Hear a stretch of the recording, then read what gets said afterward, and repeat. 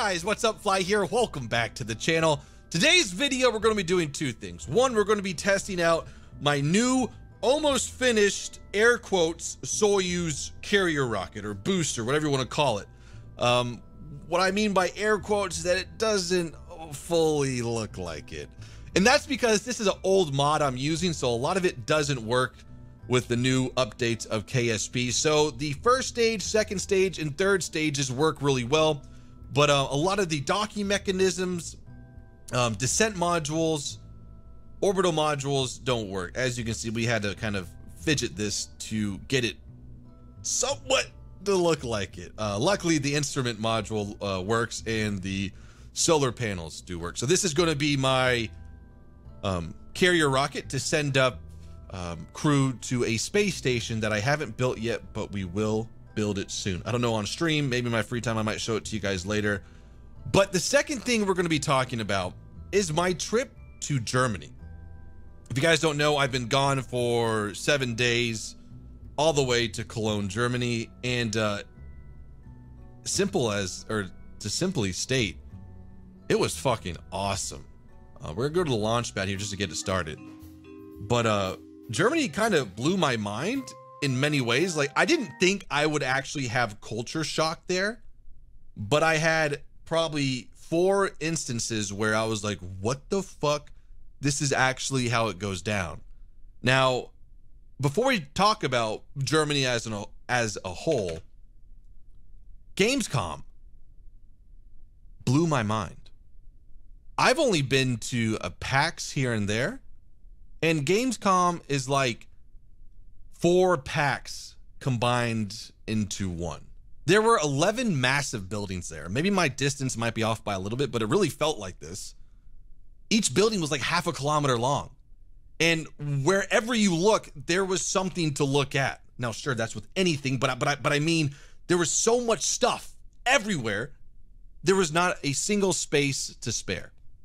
Everything was utilized. Now, sure, there was walkways and whatever, but it's really hard to comprehend how massive it was. Okay, 3, 2, 1, launch. We're gonna start our gravity turn or our degree turn. I don't really know what it's called. At about maybe 60 meters a second. Get it locked in. Here we go. Now, this build here is very, very overkill, if you will. There we go. We'll start about 70, then move on to 45. But I like overkill. This is Kerbal Space Program, and this is sandbox mode, so it doesn't really matter what you do. Gotta have fun. And then let's talk about the people. There are so many people. I've never seen so many people in one spot, in one area. On Tuesday, which was a business day, I was like, all right, it's getting pretty crowded, but that was the business day. And you could only be there if you had like a special pass. Then we move on to Wednesday, and then everyone's allowed in. It was shoulder to shoulder.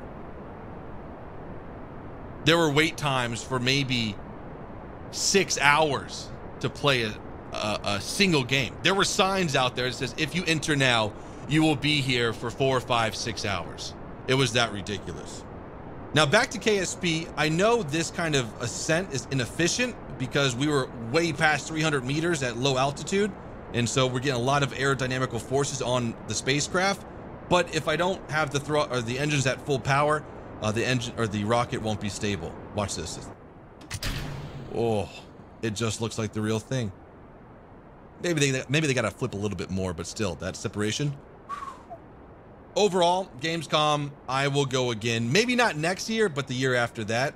I tried out Call of Duty 2, which I did really, really well. Probably because I'm really, really good at video games. But it feels like an updated World at War. Or it's just back to the roots. It's very easy to understand. And that might be a bad thing to...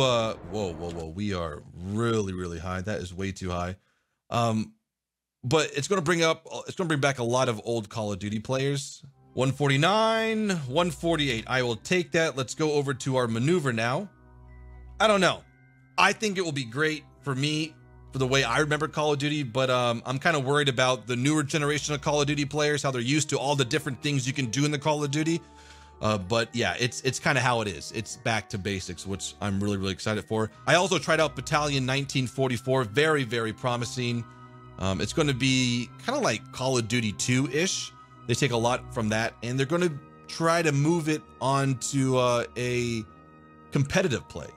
Now, forgive me, this does not look pretty at all. I know. Just, yeah, okay. That's going to bite me in the butt one day. I'm going to be sailing around in my spaceship or my space station, and then that movie Gravity is going to come into play. Let's deploy the solar panels, the Soyuz Solars. Beautiful. And then I also tried out Ace Combat 7. And I think you guys are really, really going to enjoy that on the channel. I'm definitely going to be doing a full playthrough with it. The graphics, I don't know if it was because I was playing on a PS4 and a 32-inch TV. It looked kind of grainy, but hopefully for the PC, it will look pristine. There's not many... Oh, hang on. 1 minute. We'll start at 30 seconds. There's not many story-driven air combat games out there, so I'm really, really excited for. But that's pretty much all I did there. You can't really try out too many games with that amount of population and stay sane. Okay, we're going to burn in 3, 2, 1. There we go. I should have done a lot more on the business day. The next time I do go to Gamescom, I'll be doing everything I can on the business day because there's not a lot of people there. That was pretty much my Gamescom experience. I met up with some fans. I met Führer teddy bear, which means happy teddy bear. I met him and he said, I said, yo man, what's your name? And he said, Führer teddy bear. I'm like, what? Führer teddy bear. And I'm like, what? And I'm the kind of guy who likes to get a name first the right time, then be like, oh, okay, cool, man, nice to meet you. And then whenever I need to address you, I don't know your name. So we went on this awkward exchange for like maybe, I would say 30 seconds. 152. Okay, good. Because I didn't know what Führer meant. I thought he was trying to say for her, to her, I don't know, but he was a pretty cool guy. He gave me a sandwich, a very German sandwich. It had like mustard, German sauerkraut on it, a good bun, and then ham. I don't know what you call it. People were like, what kind of ham was it? I was like, it was just ham, but it was maybe like cured ham. I don't know, but it was really, really good. And then I met Josh and Hannah. And Josh and Hannah went out of their way to get me a German beer mug, which they said that you cannot put anything else but beer in here, which I will definitely follow those rules. And then they got me a Cologne soccer team scarf. Looks amazing. And then I'll try to take a picture and put it up when I edit this video. They got me a Trump a character, like a street painting or art that like really amplifies features and such, and it looks beautiful. We're gonna hang that up right above my bed just because it's such an awesome gift, and I really do appreciate it. Okay, time for the second stage. This stage is going to bring me to the space station. And yes, again, it is very, very overdone.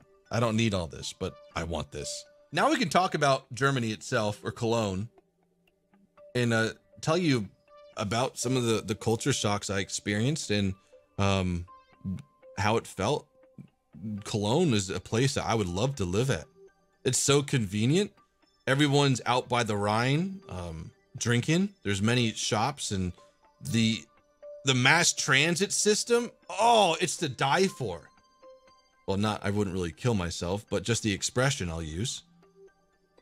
You could go anywhere for cheap.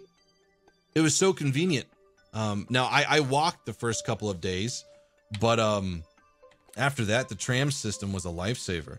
If you guys don't know, I live in the country, and the nearest store to me, like to go shopping for groceries and such, is about 10 minutes, 15 minutes away. And then the nearest stores to go like luxury shopping. What the fuck is this? Is that my booster? See, this is gonna be a problem later in the game. It's these things floating around. But like yeah, again, for the luxury stuff, it's a good 20 minutes away. So we have, America's built on cars. It's just the, you know, like back in the 40s, well, let's just say the 50s, the American dream, get a car, get a white picket house. That was it. And that's how this area, or America, is still built. Now, sure, we have mass transit in cities, but there's so much space here that to build mass transit out in the country is just a recipe for disaster, just because there's no one would use it. Too much track has to be laid. But areas where it is getting developed, there's, whoa, did we miss our burn time? Yeah, we did. I'm talking too much. Okay, guys. Hey, oh, wait. There we go. We'll just burn here. We got enough Delta V to make it back. Okay, that is good. We will be landing right about in this area once we get slowed down by the atmosphere. But now on to some of the culture shocks I did experience in Germany, is that almost all the taxi drivers have Mercedes. Like, good. Now, I know Mercedes is built, or at least engineered. Well, the Mercedes in Germany are built and engineered in Germany. So maybe the taxi drivers get a subsidies, or they get a discount on these Mercedes. But still, like in America, the taxis are just these dirty, cigarette smelling, old Ford Crown Vics.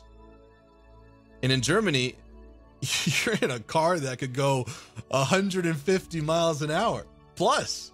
And they were clean, and they smelled nice, and they had very nice seats, and it wasn't too expensive to go anywhere in the taxi.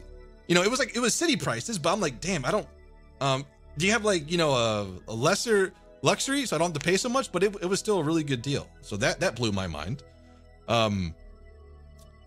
Everyone litters in Germany, at least in Cologne. Now just bear with me here. Not like paper or trash. It's bottles. I saw people just walking around leaving glass bottles everywhere without throwing them away. If you did that in America, people are like, what the fuck? What are you doing? Put it in the recycling or put it in the trash.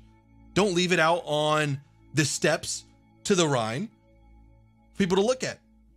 But then 2 minutes later, this guy comes by, picks it up and puts it into his bag. And this guy wasn't a state employee or government employee, any trash services.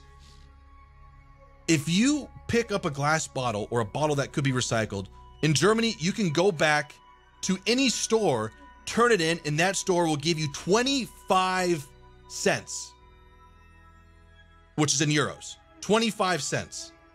And then that store would get a reimbursed from the government. So each bottle is worth 25. It just, that blew my mind, because if I ever moved to Germany, I would do no job but picking up glass bottles and turning them in. Because it's not even glass bottles too. The plastic bottles are worth 25 as well. So I would have a, let me get rid of the stage, close the panels. And we're a little bit late. We should be fine though. I wouldn't do anything but pick up bottles. You can make so much cash. I could probably make a good $400 a day doing that, tax-free. Oh yeah, taxes in Germany, I think, are like 50%, so holy crap on that. Let's separate, but it's a whole different, you know, type of society. So that really blew my mind. And then the last thing that blew my mind is that in Germany, I went out my last day there with Hannah and Josh, and if you go to a bar, here, I'll just tell you the story. So me, Josh, and Hannah got a beer at a kiosk, and we were walking to another outdoor place to drink it. And I didn't have it, but Josh had his beer almost done. And we sat down, he asked for a glass, and they brought him a dirty glass. And I asked him, why did they bring you a dirty glass? And he was like, well, because I brought another beer from a different place here. At that point, my mouth dropped. And I was like, are you shitting me? They brought you a bacteria-filled glass because you bought a beer somewhere else, and we're finishing it here to buy more beer at this new place. Drogue chutes go out. That would never happen, at least where I'm from. Oh shit, we should have done a little bit later. Hopefully that will fall off soon. Because what they theoretically did is they lost so much business from us, maybe, you know, 25 euros worth, just because of their pride of, if you do drink, you drink here. And then so I was like, fuck this shit, let's get out of there. I'm not about that. You know, I'm not with the German culture. And then we go to another place. Josh still has his beer, but he chugs it before he gets in there, but he drops it off in their trash can. So the owner heard a beer bottle in their trash can. He goes over to the trash can, picks it up and says, no, get out. And I'm just here just like, what the fuck is this? And so I guess it's a thing in Germany that you don't do that. That's not a cool thing. Come on, there we go. It's gone. Beautiful. And the whole night I was just scratching my head because they turned down business because of their pride. Okay, we're about 1,000 meters. Well, we're not at sea level, so we're gonna pop these big parachutes here. And then we have some retro rockets right in here to slow us down a little bit more. We can even drop this. I don't know why I have 2 heat shields, but as you can see, they're right here, and this will slow us down to about 3 or 4 meters a second before we touch down. So everyone, or this Kerman, will be nice and safe. But yeah, so those were my culture shocks. They might not be shocks for you, but they definitely did shock me. I just can't believe that. Like, you go into any place in America, you can enter a restaurant with a different restaurant's food and they won't turn you down. Okay, 3, 2, 1. Woo! That was beautiful. So, you know, during our conversation today, it seems like this thing performed well, at least for to transport 3 crew members. We got 1 up here and 2 down here to whatever space station we will build in the future. So yeah, that is my synopsis of my trip to Gamescom in Germany. I did try beer there. Okay, I had a lot of beer there. You know, I was just trying to acclimate and appropriate to the German culture, so I did indulge in a lot of drinking, but it was just for those reasons only. But I love the Weiss beer there, the white beer. It actually had depth and flavor, and you could drink it with a meal or drink it by itself. Because normally with me, I don't like drinking alcohol or beer with my meal. I always like to have water or a soda with my meal. There was another beer. Well, in Cologne, the main beer there was Kolsch. Ein Kolsch? Yeah, I probably stuck out like a sore thumb there. But I gotta say, I didn't really enjoy Kolsch. It tasted like American beer. Very, very thin, not much flavor. And a lot of the Germans that I spoke to, they were like, yeah, this is kind of like the German beer that is most like American beer. So I can't say I'm a big Kolsch fan, but the Weiss beer is so entirely good. But guys, hope you have enjoyed this video. And by the way, there are some hints out that the dev server will be coming out this week. Week. So stay tuned. Guys, hope you enjoy your day. Until next time, peace out.